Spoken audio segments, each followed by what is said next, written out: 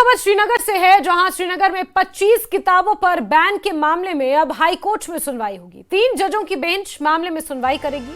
दरअसल इन 25 किताबों में अलगाववाद को बढ़ावा देने का आरोप है और इसी वजह से इन किताबों पर बैन भी लगाया गया था, जिस पर बैन के खिलाफ अब हाई कोर्ट में सुनवाई होगी। एक जनहित याचिका इसमें लगाई गई है, जिसके बाद अब यह निर्णय जम्मू कश्मीर हाईकोर्ट ने लिया है कि 3 जजों की बेंच इस पूरे मामले पर सुनवाई करेगी। बड़ी खबर आपको बता रहे हैं, 25 किताबों पर बैन लगाया गया है। पुलिस ने रेड मारी थी अलग अलग दुकानों पर और वहां से 25 ऐसी किताबें थी जिन्हें बैन किया गया था और अब इसके खिलाफ एक जनहित याचिका लगाई गई है हाईकोर्ट में। अब हाईकोर्ट के 3 जजों की बेंच इसकी सुनवाई करेगी और कब यह सुनवाई होगी, हालांकि इसकी आधिकारिक डेट अभी तक सामने नहीं आई है, लेकिन बैन के खिलाफ जो याचिका लगाई गई है उसमें अब हाईकोर्ट में सुनवाई होगी।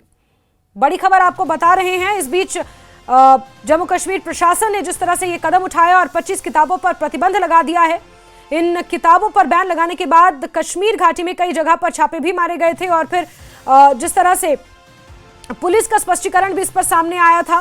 पुलिस का यह कहना था कि इस कार्रवाई का उद्देश्य, इस बैन का उद्देश्य उन कहानियों, उन झूठे प्रचार पर प्रतिबंध लगाना था जो कहीं ना कहीं आज भी अलगाववाद की सोच को और आतंकवाद का महिमा मंडन करती हैं, सुरक्षा बलों को बदनाम करती हैं या युवाओं को कट्टरपंथी बनाने में अपना योगदान देती हैं। इस तरह की कुछ किताबें थी जो जम्मू कश्मीर पुलिस की तरफ से ये जानकारी दी गई थी